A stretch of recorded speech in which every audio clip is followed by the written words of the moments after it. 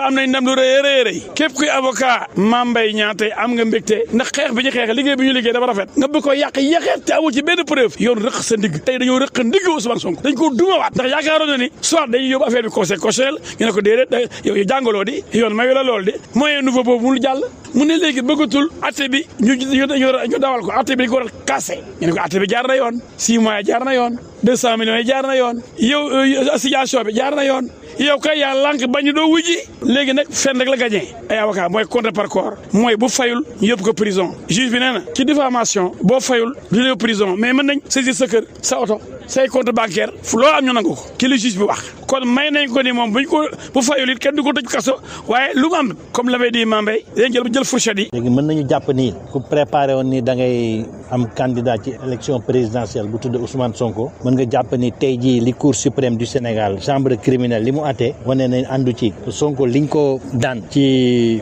cour d'appel confirmé nañ ko te article L30 kon boo ko xoolee tëral na conditions yi nga xam ni buñ la condamné ci 6 mois juróom-benni weer effectivement yow